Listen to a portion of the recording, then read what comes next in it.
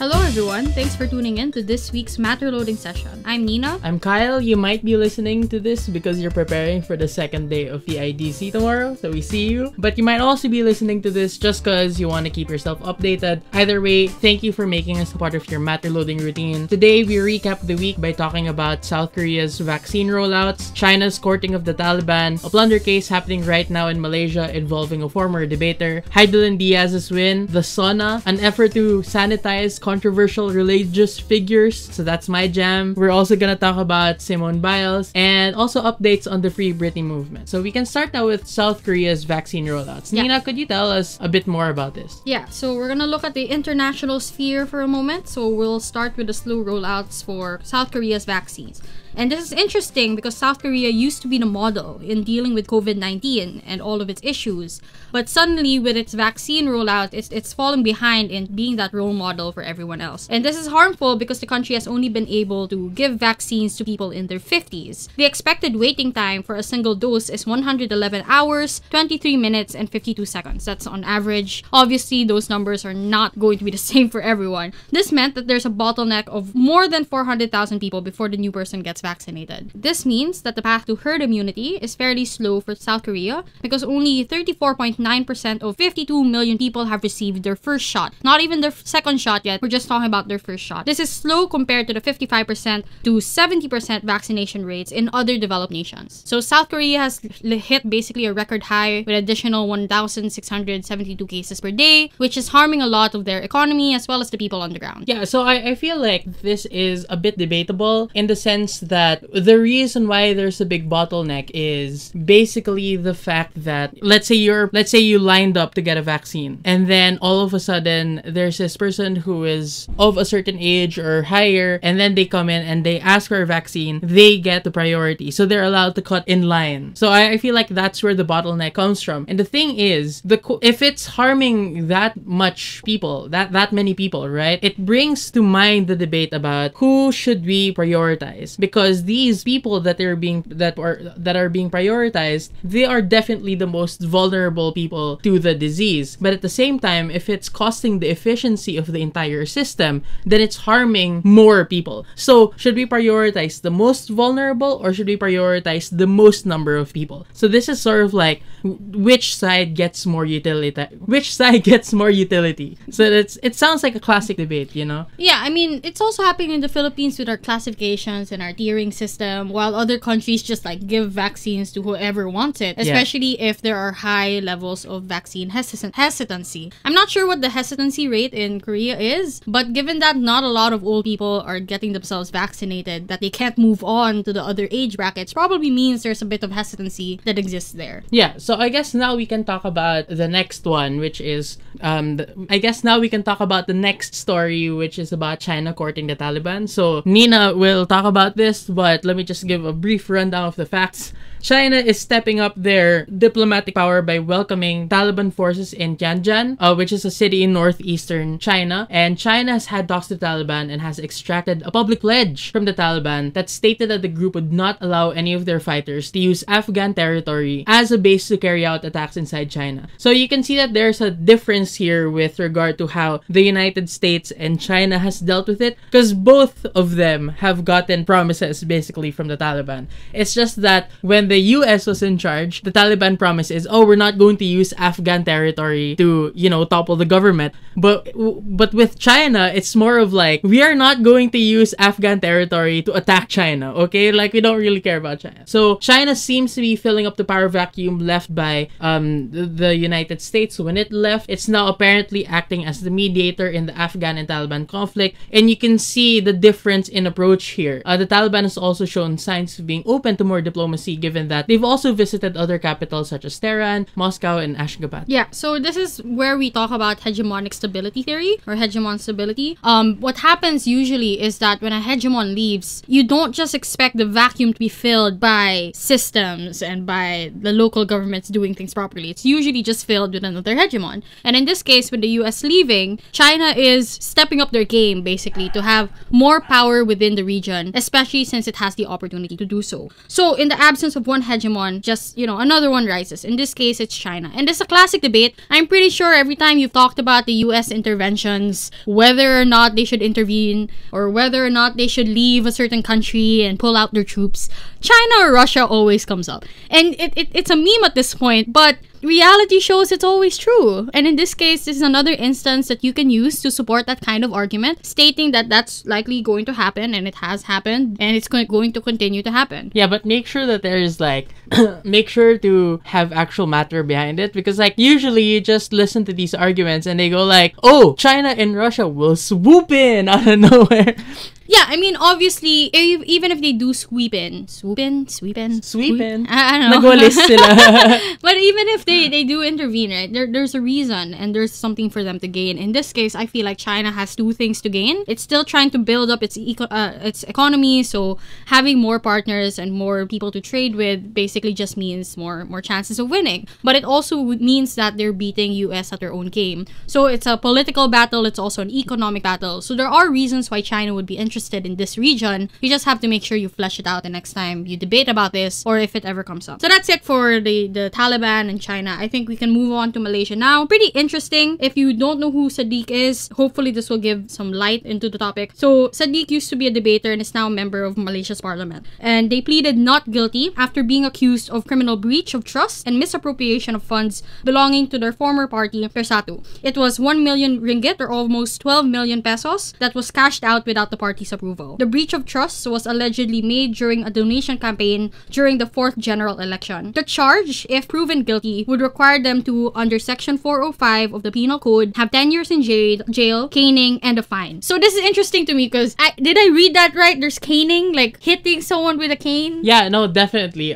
Well, you might think that if you see caning, they're gonna hit you with a cane. No, it's not really a cane, right? They during Holy Week when people used to whip themselves, penitencia, and then you see those little sticks with a lot of thorns and stuff. Not thorns, but those little leather straps. Oh. Yeah, and then there are some thorns in it, or depends on sharp. Depends on how hardcore you want to be. Depends on how hardcore you are, but it's basically like that, a small whip. So why is it called caning if they're not using a cane?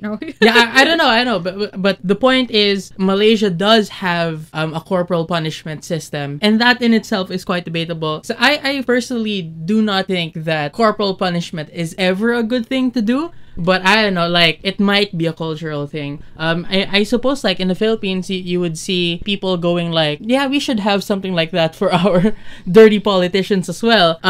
But I do not know enough to say if Saddiq is actually a dirty politician or if the charges are true. My focus here is, I feel like there's a greater problem, which is that people don't think that it's legit. And people think that it's politically motivated. The thing here is, no matter who it is that will be prosecuted, it will be seen as a political move. And the reason for that is that there isn't a lot of perceived independence between the Attorney General and the public prosecutor. So the prosecutor is the one that prosecutes, accused criminals. So people who are accused of crimes. Sila yung oh, this is the charge, we're going to give the evidence against you. But the Attorney General is the lawyer for the government. So in the Philippines, it will be called the Solicitor General.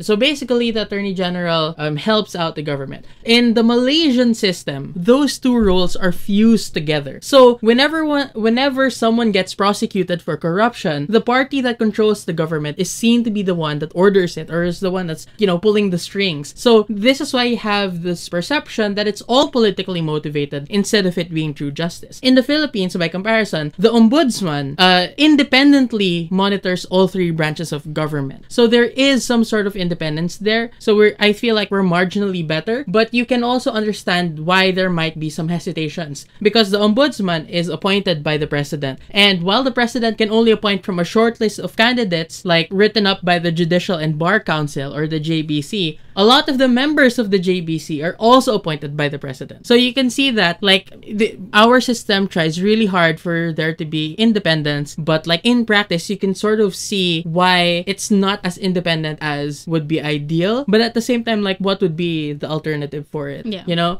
Which brings us to the local part of our episode. The local news. The first thing that we have to talk about, and you know, this is like the absolute no-brainer topic for this episode, is Hidilyn Diaz. So Hidilyn Diaz won the Philippines' first Olympic gold medal in women's 55-kilogram clean and jerk weightlifting in the 2020 Tokyo Olympics. This has ended the 97-year gold medal drought of the country. So Hidilyn Diaz is set to receive more than 50 million pesos.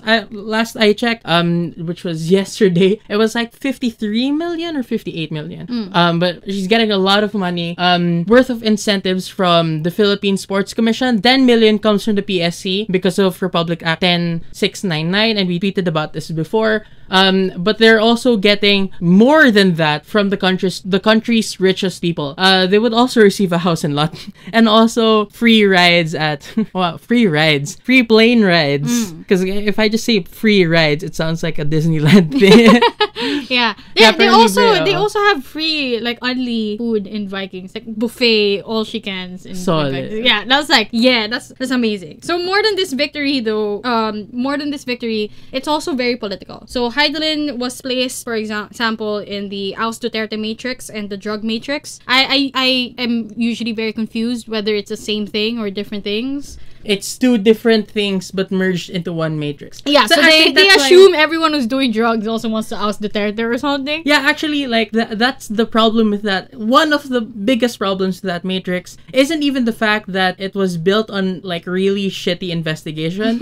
It was also, like, very ill-conceived. Yeah, like, basically, it didn't make sense. But, you know, this was very political, and it placed Hidilyn in that list. Ever since, you know, Hidilyn has forgiven the administration in 2019 and said that she prioritizes the peace of mind that she gets from forgiveness. Duterte has said she should put the past in the past, but Harry Roque, being Harry Roque, you know, rejects that this is even the past, denying that Hidilyn was tagged in any important matrix, like trying to collectively gaslight the entirety of the Philippines that this list did not exist, which kind of goes against Panelo, who, you know, says that, you know, she did it, she was in the list and she should own up to it. So even her government's not coordinated in who they want to target. So it's just annoying. It's very sad, and you know, like the moment you succeed, suddenly all of these things vanishes, which is very typical for Filipinos, I feel. The sad thing for me is that it's not unexpected for Harry Roque to try to gaslight us into believing something. But so definitely it could be considered red tagging. If I was in Hidilyn's position, I'm not sure if I would have forgiven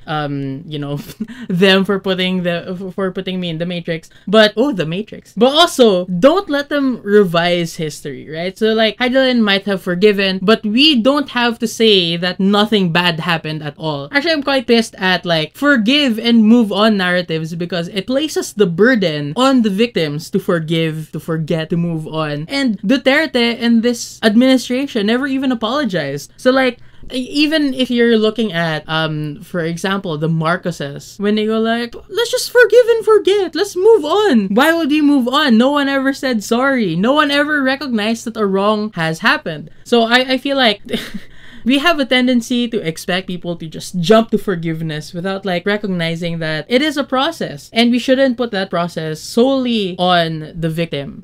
And even if one person forgives, in this case Hidilyn has forgiven, doesn't mean we should all forgive. Like, we all have our separate feelings about the issue. We all have been affected by the red tagging in one way or another, you know, because it showcased that any individual, no matter how good their intentions are, can be seen badly by this government. So it obviously hurt a lot of people, right? So anyway, what if someone goes like, why are you so affected? You weren't the one on the matrix. And to which you have to say like, yeah, but why did you get so mad at Pinoy, for example, when he like didn't do so well at addressing the SAF 44? Like, that's not your SAF 44. Yeah, exactly. So like, you have the right to say, yeah, fuck this.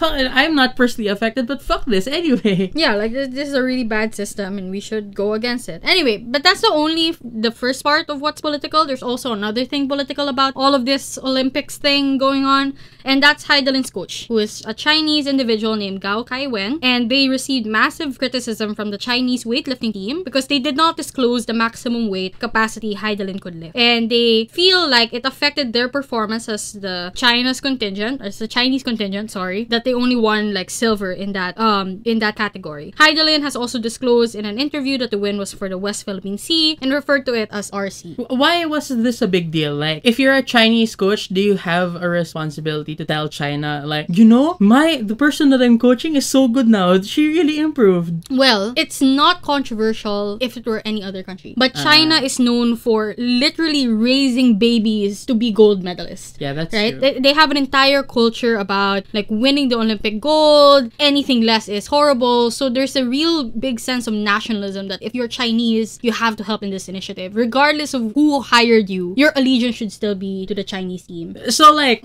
the only problem here is that Gao Kaiwen did not tell China that, my girl got much stronger than before. So that was the thing. Like, hindi sinabi na mas malakas siya now as compared to before. Yeah, and I've read this article that there was a lot of game theory that went into it as well. So in the weightlifting category, it's not just about how much you can weigh. It's also about like the timing of how much you declare you can weigh. So it's a psychological battle as well. So the advantage Hidilyn got was actually the fact that they got to carry last, right? So their goal was only to always one up China, right? So it was a psychological battle. Like, okay, I'll declare I can only lift 91 at the first part, even if Hidilyn could weigh 94, because they wanted to see how China would match it. And then from there, they kept escalating until I think China declared they could do 126, and then Hidilyn was like, I'm gonna do 127. Yeah, alam ko, it's just 1 kilogram difference. Exactly. So I think it was like 120 and something. Yeah, something, and then it's just +1, and that was it. Yeah. So that's how she won. So that was like a +1. big mind game as well, and that's why it's also very political. Yeah. So that's it for that issue. I think though what's funny about all this is that I know so much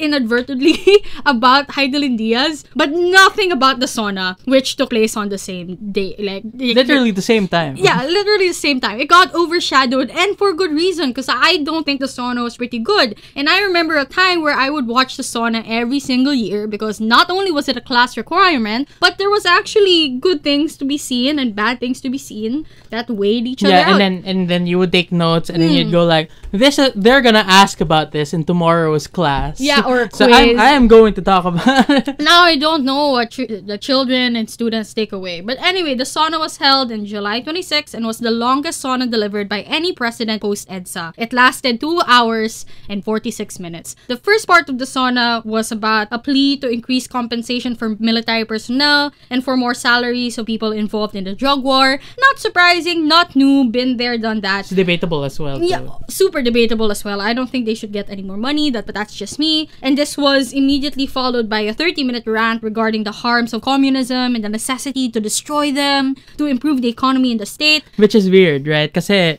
remember Duterte ran on like being the first leftist president, and he even went so far as to go like, mabuhay ang NPA. He literally said that, right? Yeah. I mean, it's political. People change their allegiances. Look at Harry Roque, used to be the defendant of the West Philippine Sea and stuff. And also human rights. And also human rights, especially with their different cases, and suddenly they're just like someone else's lapdog.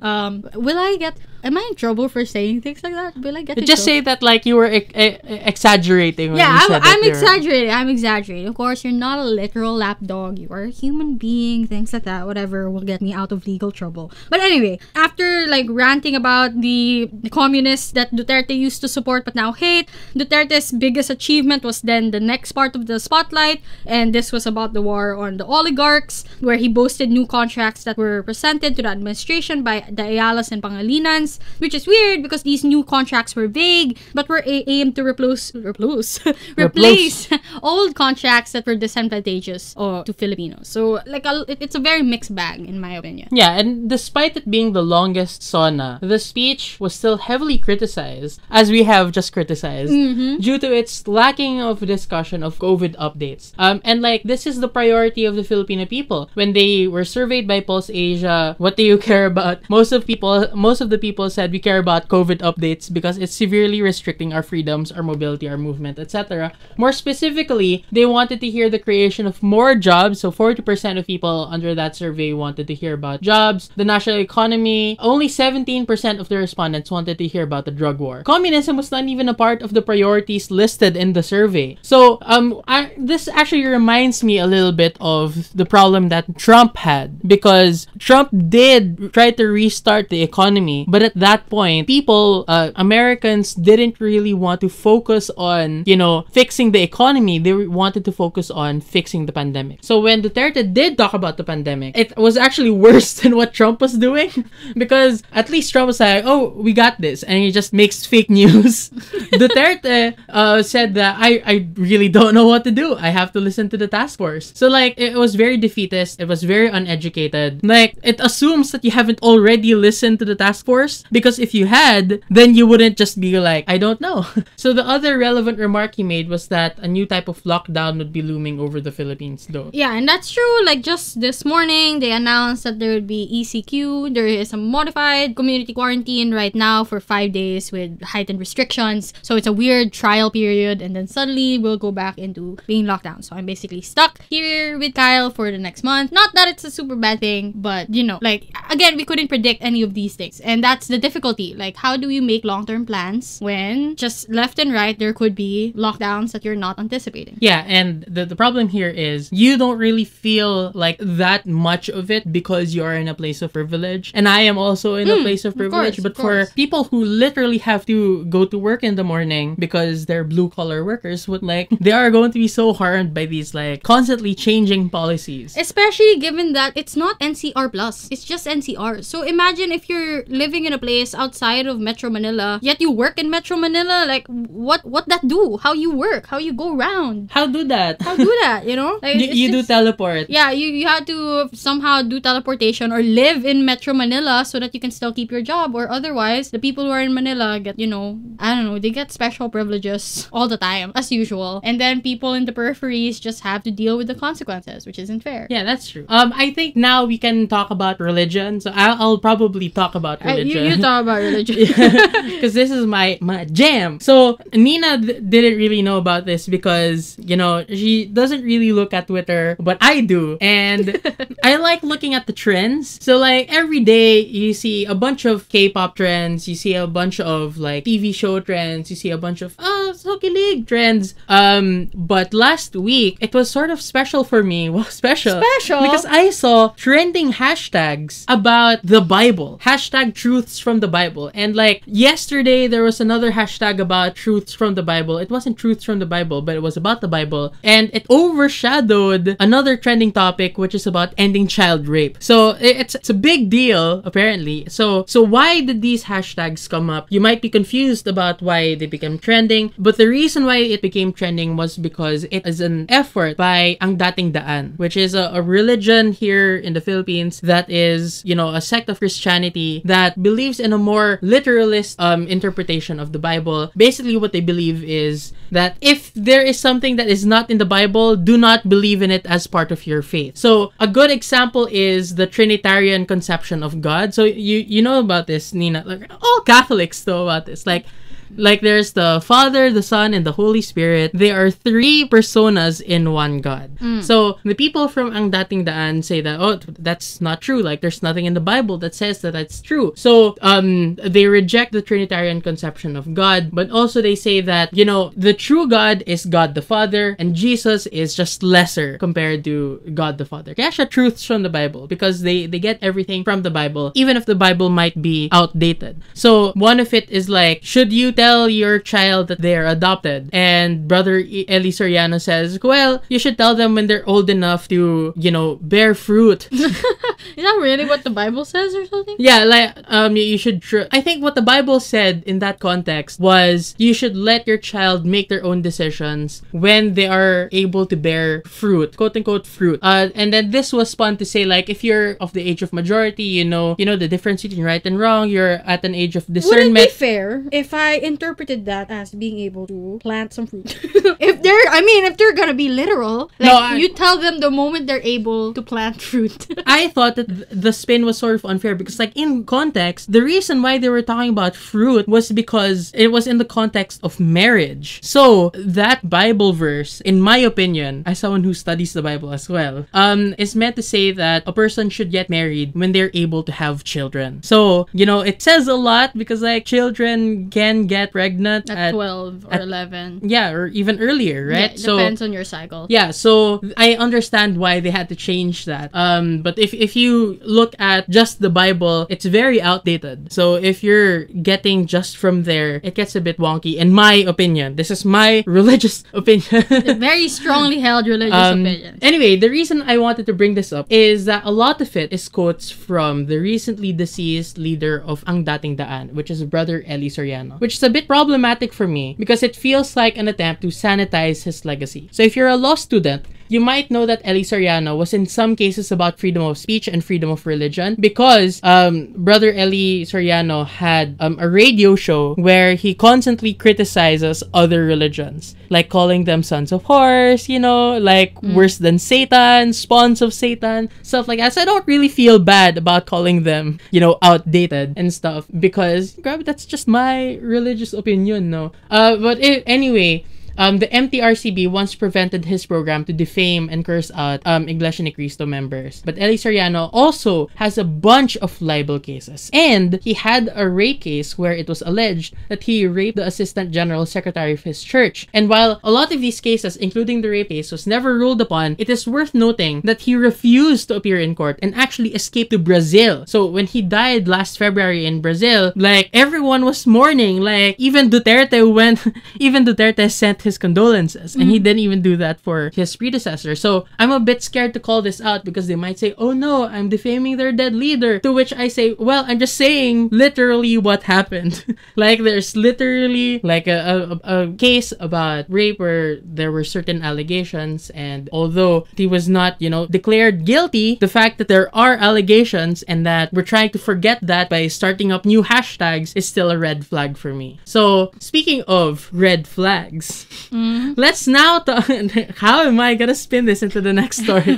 Speaking of red flags, I feel like if you are going to shame someone for not doing something due to mental health reasons, that is a big red flag. Which leads us to our story about Simone Biles. Okay, that was a good attempt. I feel like a better transition would have just been to be about, like, you know, people on social media, not always reliable, can be used to sanitize, can also be used to criticize, which leads us perfectly to Simone Biles. So we have two different transitions to the same thing. Yeah, I feel like mine's better. But anyway, Simone Biles, we all know her. They're a gymnast, and they left the women's gymnastics finals at the Tokyo Games on Tuesday because they weren't in the right headspace mentally to compete, they said. It's not clear whether they'll still compete in the individual events. It doesn't seem likely, but as Team USA star, she was expected to bring home gold medals, and the weight of those expectations loomed over her. So on Tuesday, she said she began to fight all those demons and couldn't hold them back, and therefore had to step down. And this Olympic Games, they said, I wanted to be myself when I came in, and I felt like I was doing it for other people, end quote. Biles said it was the biggest upset for the US at the Tokyo Games, but you know, I feel like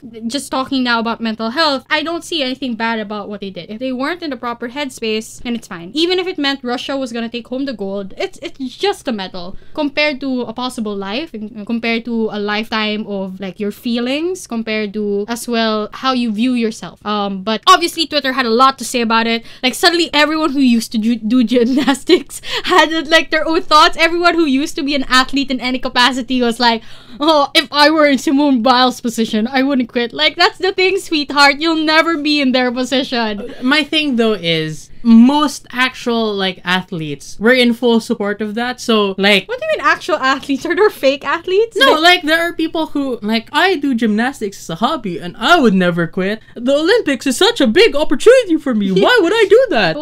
Or they turned it to goofy. It's not.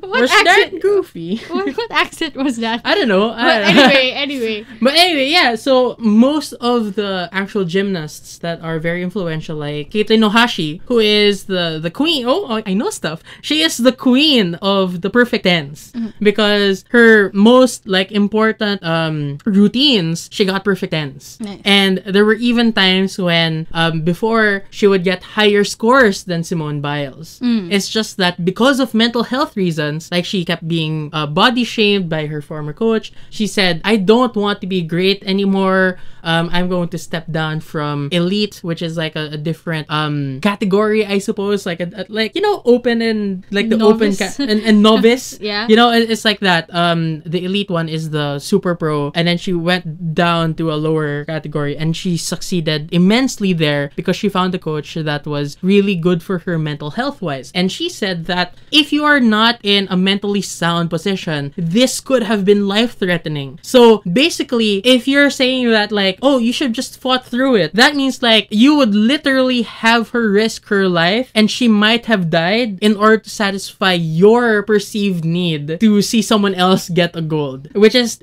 like a terrifying thing for me. And people were saying like, oh, is she teaching the youth to be quitters? Is she teaching the youth to be quitters? So if something will literally kill you if you're not in the right mindset, and if you're going to attempt a life-threatening thing and you're not mentally ready for it and you think you might fail, I think it's right to quit. Like, stop this bullshit about never quitting ever. Because if it's really going to hurt you, or like you're scared that it might hurt you, it's okay for you to quit. Like, take some time, and you don't owe anyone anything. So if people go like, well, because she pulled out, she cost the United States the gold medal. But like, this is a team event. So if you're relying on just one person, then the problem isn't with the individual athlete. It's a team thing. It's a management problem, right? So speaking of management, let's move on to the next story, the last one for this episode. We should really plan our transitions ahead of time. No, I planned this. This is 100% my plan. Okay. That was a team management issue. And speaking of management, let's talk about how Britney Spears has all of her properties and her entire life managed by someone else. Okay, fair enough. Go ahead. So Britney Spears has a new lawyer, is fighting up a fight for putting up a fight against the conservatorship. So conservatorship is basically the, you know, putting someone into a system wherein they cannot completely make all the decisions regarding their finances and regarding their own bodies. So we have this in the Philippines and also in most jurisdictions around the world, where if you are mentally incapacitated, like if you're a child or you have dementia, for example, someone can apply to, you know,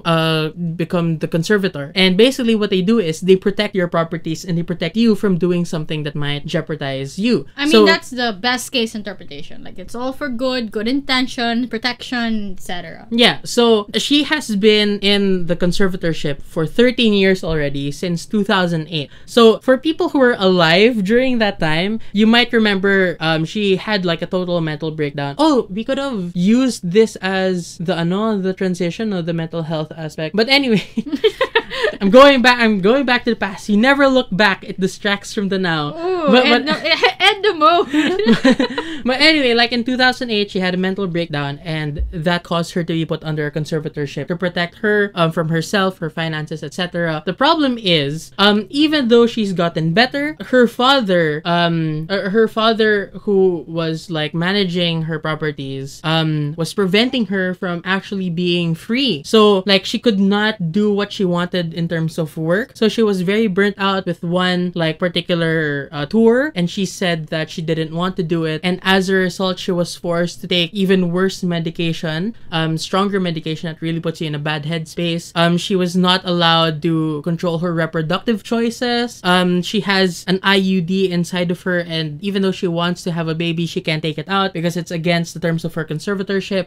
But anyway, her father is also earning from this. So the situation here is that they believe that Britney Spears is good and rational enough to earn money money and pay her father $16,000 as compensation per month for managing his daughter's estate. But no one believes that she is rational enough to provide and act on her like own self and make her own decisions. So that is the problem here. So this is where you get the hashtag Free Britney or the Free Britney movement that's basically trying to like end the conservatorship. So the update here is she has a new lawyer splitting up a fight for Britney Spears, seeking to remove her father, Jamie Spears, from the conservatorship that she has been put under since 2008. Yeah, so there's a lot of progress actually happening already. Like, this is the first time that, for one, she was allowed a lawyer, and that wasn't allowed before under the conservatorship. Like she had problems getting a lawyer for herself because the father wouldn't let her, but she managed to fight for that and say, well, that just doesn't make sense. If I can't even challenge this thing, what's the point of having clauses that let someone challenge a conservatorship?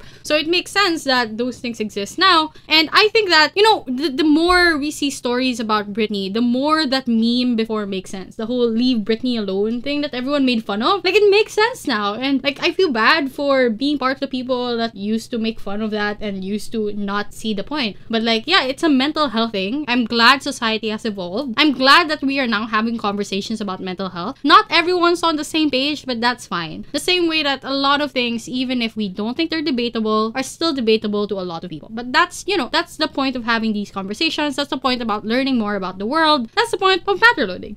Wow! Yeah, Galing! thank you. So, I think that's it for this episode of Matterloading with Nina and Kyle. Once again, I'm Nina. Thanks for listening. I'm Kyle. Thanks for listening. Alright, we'll see you next week. We still need to like think of a way to end these episodes. And we'll figure it out. Like, that's what we did last time. We'll figure it out. Anyway, bye! Bye!